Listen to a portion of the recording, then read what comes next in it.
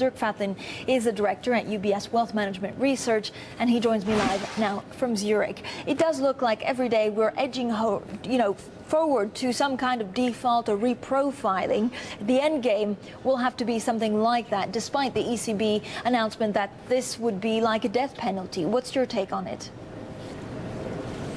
Well, I think the room for error is really getting ever smaller. We have to find a solution very quickly because Greece has some funding needs coming up very soon. The problem is obviously that they can't agree within Greece on a further austerity measures. The IMF, on the other hand, they cannot pay out because there is an identifiable funding gap in Greece. That means by regulation they cannot pay out. So some negotiation have to take place and they have to find a solution very soon. I think the big problem is that if a restructuring came now, it would be too early because it cannot be really shown that other countries are really different from Greece. And I'm thinking of Portugal, obviously, Ireland, maybe even Spain. So if we had this in a year's time, when the other countries can demonstrate that they are in a better shape, I think it would look a lot less threatening.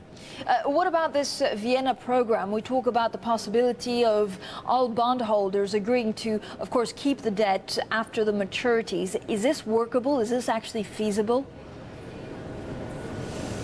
Well, I think they could, of course. I mean, in the long term, they will have to have some debt restructuring. I think it's almost inevitable, to be honest. And the private investors have to be taken into account here as well. But as I said, everybody is really keen now to avoid this before the ESM, the European safety mechanism is in place in 2013. They want to have this in place first in order to have the infrastructure, if you like, in order to deal with these kind of situations. In terms of what you're advising your clients to do, is there anything that you need to buy or that at the moment looks attractive in terms of risk management? Well, we have been critical of Greek bonds for a very long time, obviously. I mean, government bonds in general don't look particularly attractive in this situation, but I think otherwise we don't have really any change of our investment recommendations right now. I think we have been well positioned very early on.